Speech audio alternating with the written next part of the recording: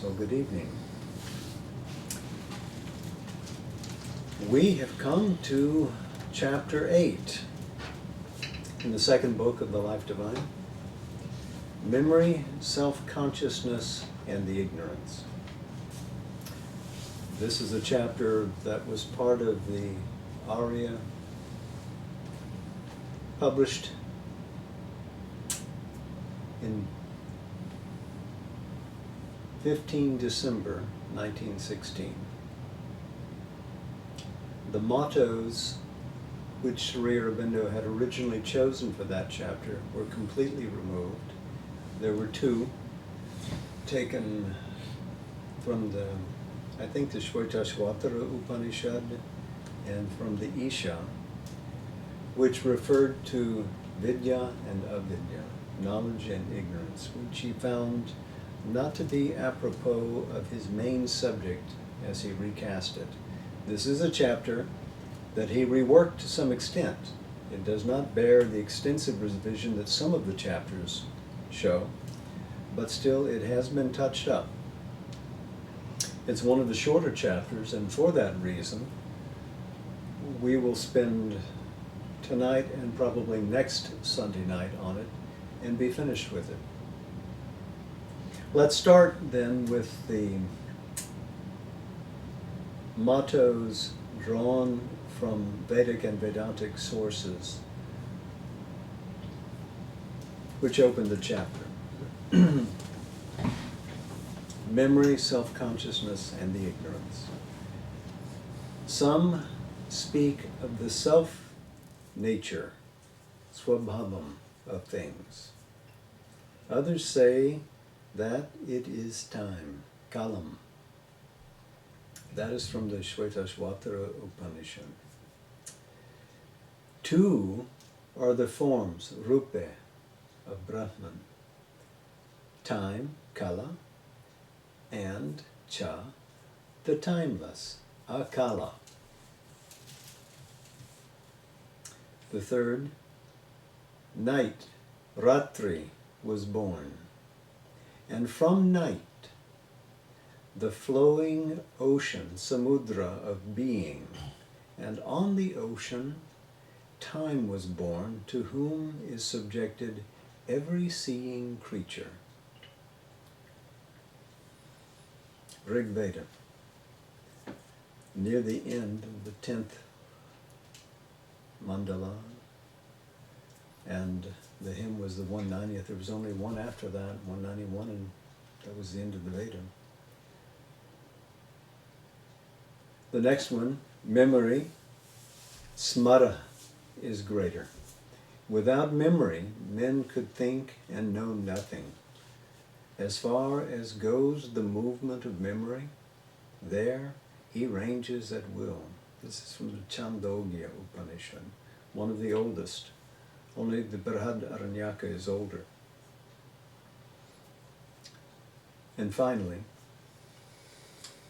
this is he who is that which sees, drashta, touches, sprashta, hears, shrota, smells, grata, tastes, rasayita, thinks, manta, understands, bodha, acts in us, karta, a conscious being, purusha, a self of knowledge, vijñān atma. This is from the Prashna Upanishad, which is the Upanishad of questions. The first, Shvetashvatara, the Upanishad of the white-horsed one. Prashna, the Upanishad of questions. There are several that are placed to get answers as to the nature of reality, of what is that Brahman.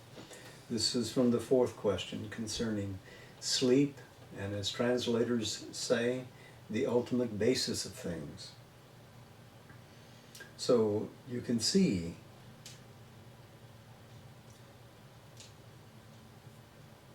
that time is seen as an expression through all of these. Memory is what captures and marks moments in time. Who is it that sees?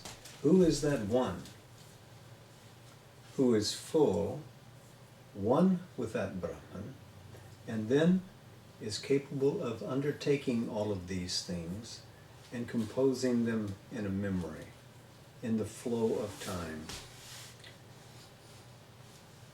He who meditates on memory as Brahman becomes verily that, because you penetrate through the agency of time and the flow of successive moments back into the eternity of which time is an expression, and in that eternity is real being.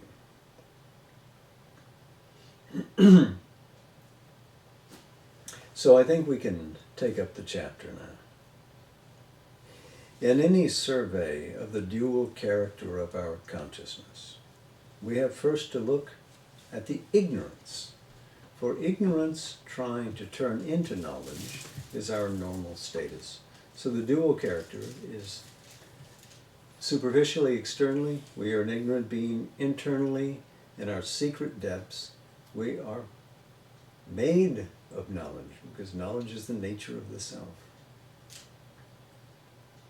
So we're going to look first at ignorance and then at knowledge. This is following Sri Aurobindo's own adage of old, from the near to the far. Begin with what is near, which is our current experience of ignorance, and proceed we will to what seems to be distant, but which is ever present and omnipresent, that only reality. To begin with, it is necessary to consider some of the essential movements of this partial awareness of self and things, which works in us as a mediator between the complete self-knowledge and all knowledge, and the complete inconscience, and from that starting point find its relation to the greater consciousness below our surface. So this is a cosmic placement of ignorance as a diminished, finitized expression of the conscious force of real being. Ignorance, he suggests, is superficial. Below our surface is this oceanic greater consciousness which supports it. There is a line of thought, he writes, in which great stress is laid upon the action of memory. It has even been said that memory is the man. It is memory that constitutes our personality and holds cemented the foundation of our psychological being, for it links together our experiences and relates them to one and the same individual entity. When Sri Aurobindo began this essay in December of 1916, he wrote that European philosophy had it so. And if you look for the actual source of that idea that memory is the man, it's not that easy to distinguish, because the great philosophers of the modern age of European philosophy, Locke, Descartes, etc., did not say that exactly. Let's recall what memory is. Fundamentally, in its simplest definition, it is the power to retain and reproduce mental and emotional and sensory impressions. From the Latin memoria, which means memory. So it is that which takes our separate experiences and links them together. And the person remembering, we name as one entity, me, right?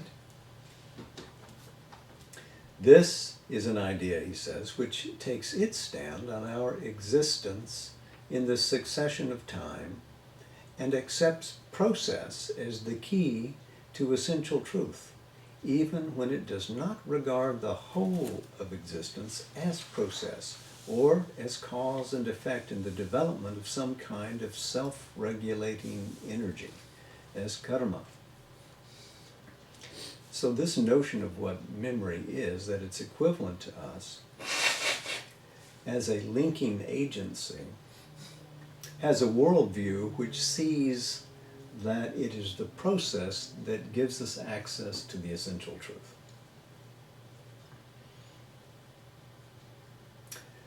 And that this self-regulating energy by suggestion is karma. That is, karma is an expression of will. With this we have no problem. Even the external machinery of karma is an expression of some aspect of the cosmic will. We set that aside untouched for the moment. Back to this idea of the process as being key to the essential truth. Sri Aurobindo writes, but process is merely a utility. It is a habitual adoption of certain effective relations which might, in the infinite possibility of things, have been arranged otherwise for the production of effects which might equally have been quite different.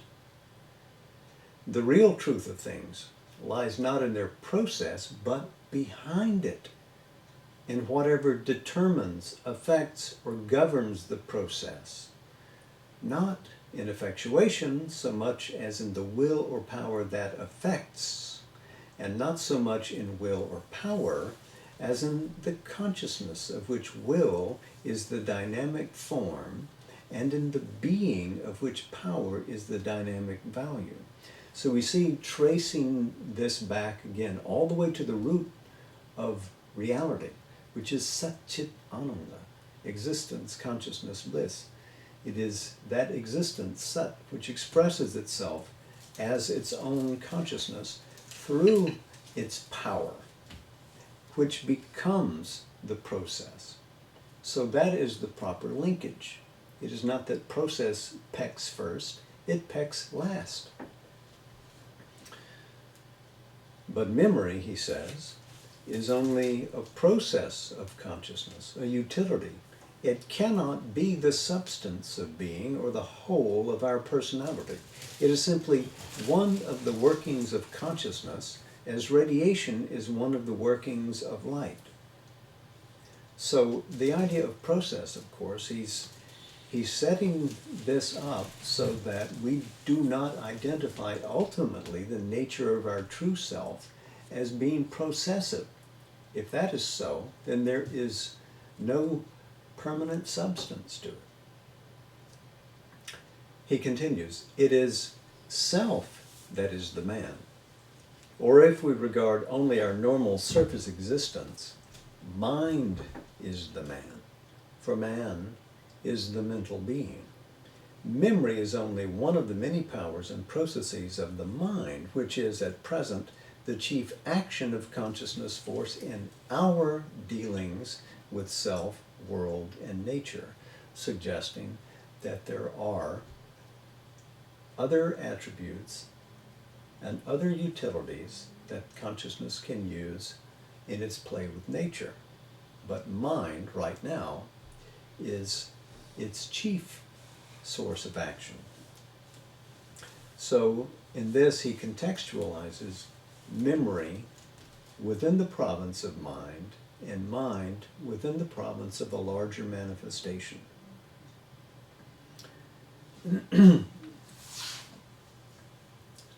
This idea that it is self that is the man, of course, that's core to that last of the mottos that we saw taken from the Prashna Upanishad.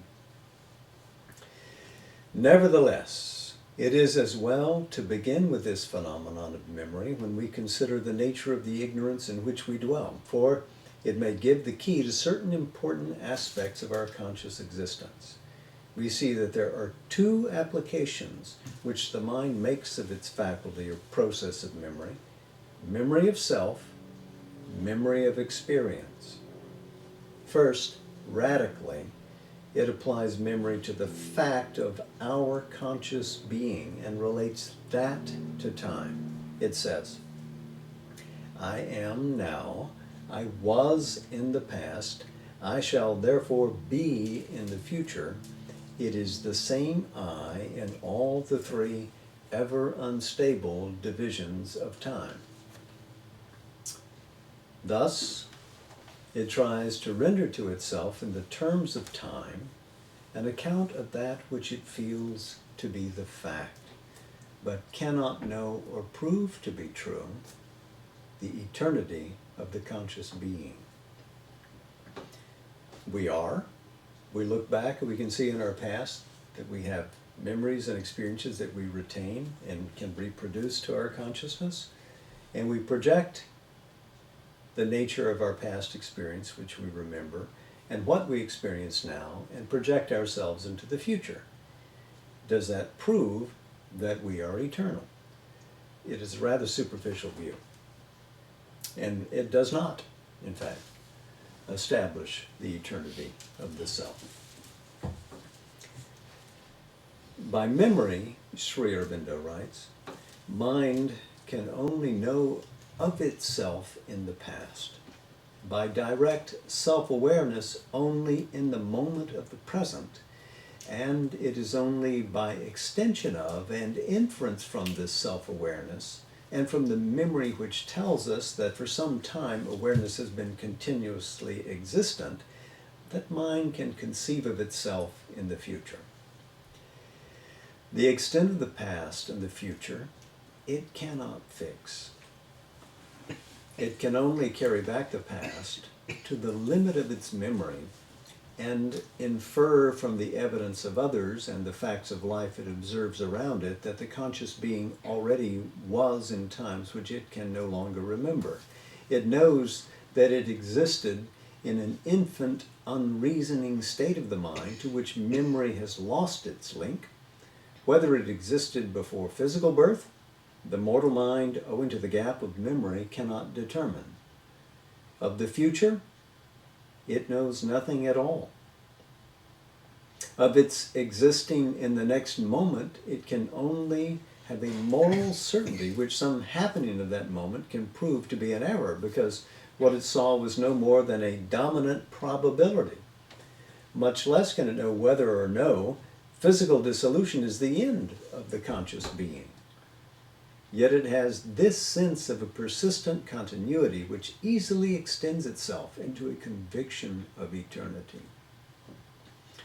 Memory, then, is imperfect and incomplete, and mind, using memory, projecting its gathered facts from the past into the future, erects a rather shaky certitude of an eternal self.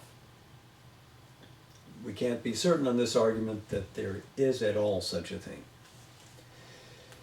So, memory is not the basis for our conviction that there is something behind the evanescent self which we experience daily coming and going. This conviction, he says, may be either the reflection in the mind of an endless past which it has forgotten, but of which something in it retains the formless impression, or it may be the shadow of a self-knowledge which comes to the mind from a higher or a deeper plane of our being, where we are really aware of our eternal self-existence. Or conceivably, it might be a hallucination. So, have we forgotten it? Do we catch a hint from above of something that we secretly are? Are we hallucinating? Just as we cannot sense or realize in our foreseeing consciousness the fact of death, and can only live in the feeling of continued existence, cessation being to us an intellectual conception we can hold with certainty, pardon me, even imagine with vividness, but never actually realize because we live only in the present, yet death, cessation or interruption, at least of our actual mode of being, is a fact, and the sense or prevision of continued existence in the future in the physical body becomes, beyond a point we cannot now fix, a hallucination, a false extension, or a misapplication of our present mental impression of conscious being. So conceivably it might be with this mental idea or impression of conscious eternity. Or it might be a false transference to ourselves of the perception of a real eternity, conscient or inconscient, other than ourselves, the eternity of the universe, or of something which exceeds the universe. The mind, seizing this fact of eternity, may falsely transfer it to our own conscious being, which may be nothing more than a transient phenomenon of that only true eternal. In other words, yes, there may be something that is eternal. The universe, in a way, may itself be eternal if inconscient, if it has no conscious moorings above in an absolute self.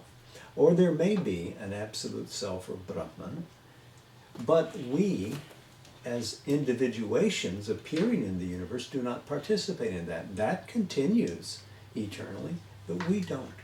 We come, we go. That continues and ever is. These questions, our surface mind by itself has no means of solving. It can only speculate upon them endlessly and arrive at more or less well-reasoned opinions. The belief in our immortality is only a faith. The belief in our mortality is only a faith. It is impossible for the materialist to prove that our consciousness ends with the death of the body. For he may indeed show that there is as yet no convincing proof that anything in us consciously survives, but equally there is, and there can be in the nature of things, no proof that our conscious self does not outlast the physical dissolution. In fact, this is the current dialogue being discussed even now in philosophy, in psychology, and appearing in the pages of the Journal of Consciousness Studies. Survival of the body by the human personality may hereafter be proved even to the satisfaction of the skeptic, but even then, what will be established will only be a greater continuity and not the eternity of the conscious being.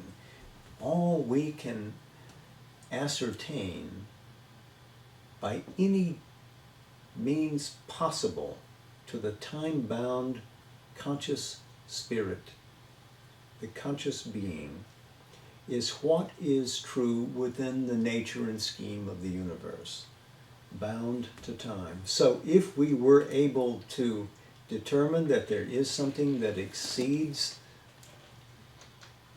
the bounds of a human life, that survives death, we would be able to prove only that it has a greater continuity, not that it is eternal.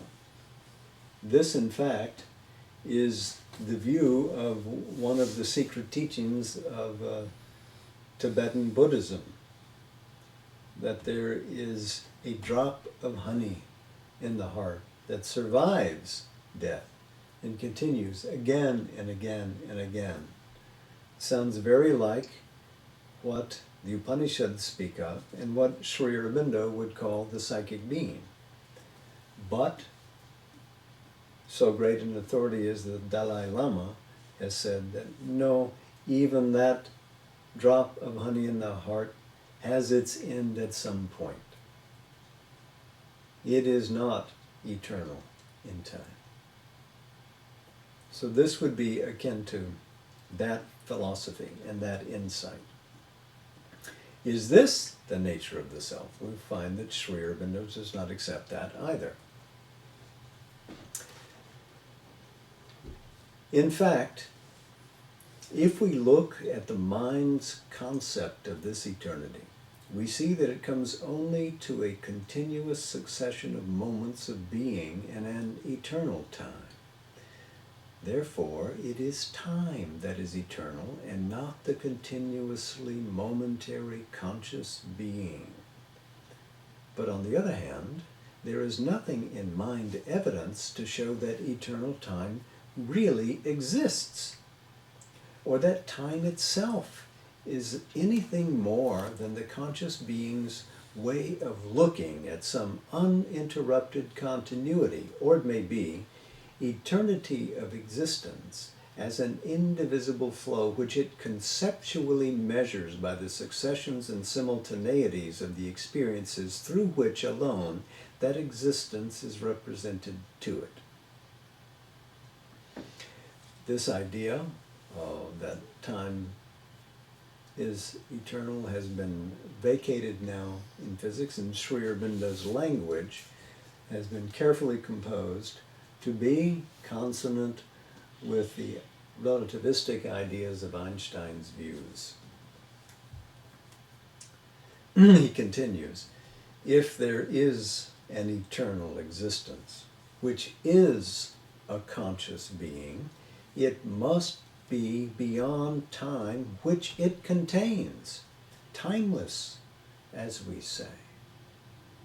It must be the eternal of the Vedanta who, we may then conjecture, uses time only as a conceptual perspective for his view of his self-manifestation. So the perspective is a utility for the manifestation. But the timeless, he continues, but the timeless self-knowledge of this eternal is beyond mind. It is a supramental knowledge, superconscient to us and only to be acquired by the stilling or transcending of the temporal activity of our conscious mind, by an entry into silence or a passage through silence into the consciousness of eternity. So here, drawing from the nature of his own experience, he would say that we must leave the flow of time in the active world and rise into the spiritual freedom of a silence, and from that silence rise to a still higher height into the supramental, which brings together what to the mind are antinomies, silence and active world.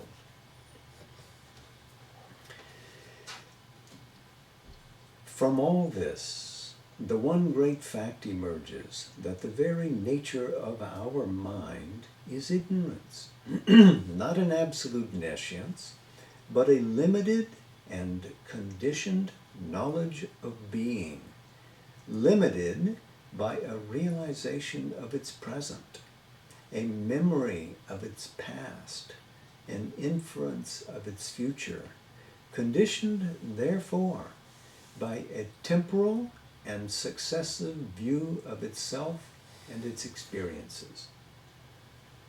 So, to the ignorance of the mind, we measure time in the line of an arrow, from past, distant behind us. Here we sit in the present, and the arrow continues into the future. Sri Aurobindo continues, if real existence is a temporal eternity, then the mind has not the knowledge of real being. For even its own past it loses in the vague of oblivion, except for the little that memory holds. It has no possession of its future, which is withheld from it in a great blank of ignorance. It has only a knowledge of its present, changing from moment to moment in a helpless succession of names, forms, happenings, the march or flux of a cosmic kinesis which is too vast for its control or its comprehension. On the other hand, if real existence is a time transcending eternity, the mind is still more ignorant of it, for it only knows the little of it that it can itself seize from moment to moment by fragmentary experience of its surface self-manifestation in time and space. So reality as temporal, reality as eternal. With the temporal reality, our grasp is flitting, is partial, is uncertain, has gaps in it. Whose memory is complete? None. The present, changing from moment to moment in a succession that never ends. This is the self and the nature as described by Heraclitus in Greece and Buddha in India. So, now he comes to a reframing of the issue. If then mind is all, or if the apparent mind in us is the index of the nature of our being, we can never be anything more than an ignorance fleeting through time and catching at knowledge in a most scanty and fragmentary fashion. But if there is a power of self-knowledge beyond mind, which is timeless in essence, and can look on time, perhaps with a simultaneous, all-relating view of past, present, and future, but in any case, as a circumstance of its own timeless being, then we have two powers of consciousness, knowledge and ignorance, the Vedantic Vidya and Avidya. This idea of a view which sees simultaneously past, present, and future is the Trikala Drishti, the triple view of time, the seeing of all the three states of time, which is characteristic of the supramental consciousness. This, Sri Aurobindo will say, is the nature of the actual manifestation, because he can confirm that it is based on his actual spiritual experience. And we're back to knowledge and ignorance, vidya and avidya.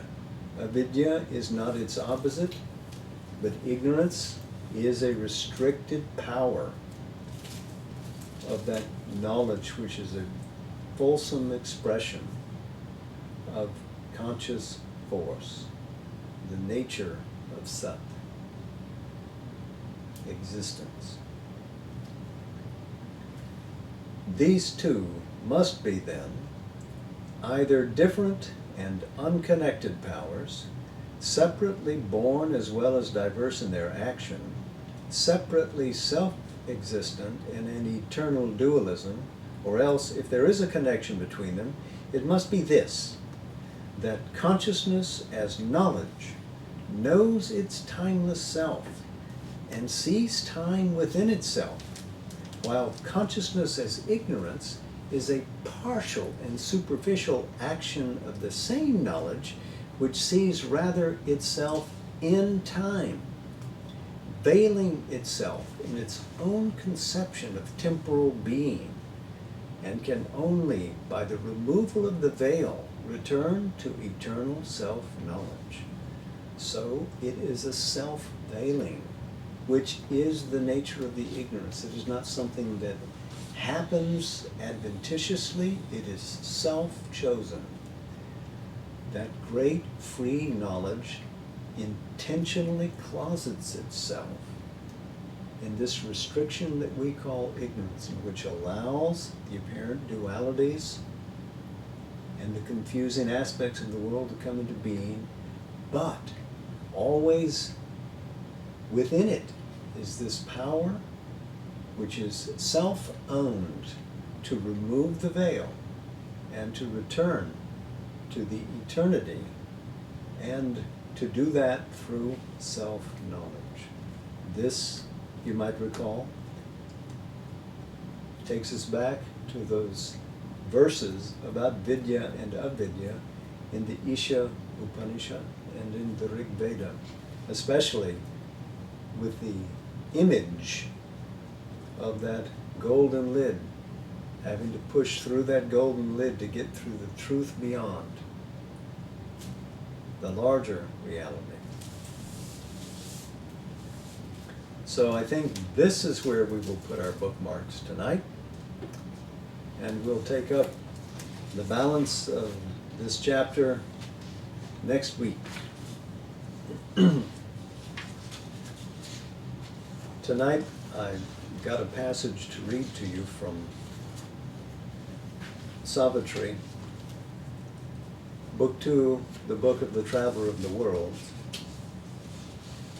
I've cheated a little. This is from Canto 4, The Kingdoms of the Little Life. But you'll see what I'm driving at by bringing in this piece of his brilliant poetry.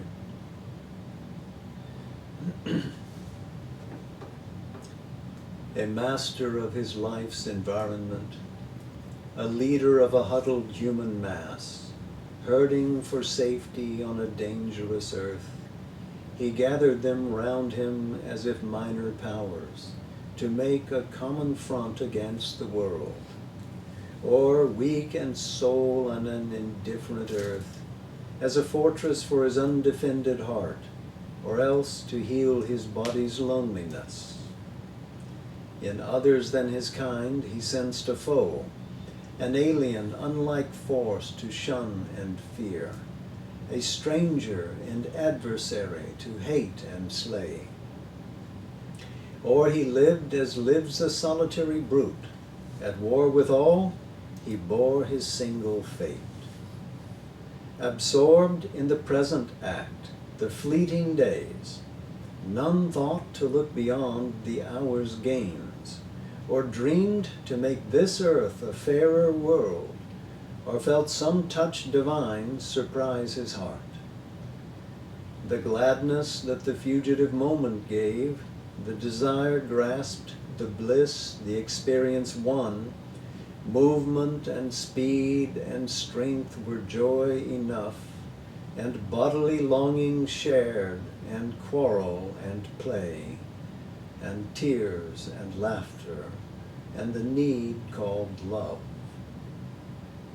In war and clasp, these life wants joined the all-life, wrestlings of a divided unity, inflicting mutual grief and happiness in ignorance of the self forever one.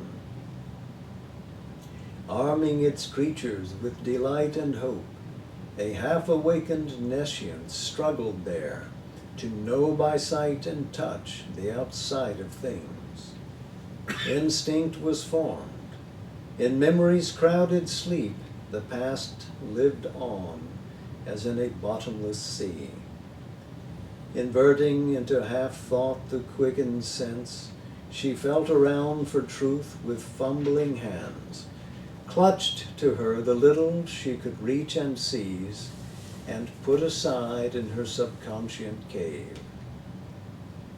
So must the dim being grow in light and force, and rise to his higher destiny at last, look up to God and round at the universe, and learn by failure and progress by fall, and battle with environment and doom, by suffering discover his deep soul, and by possession grow to his own vasts.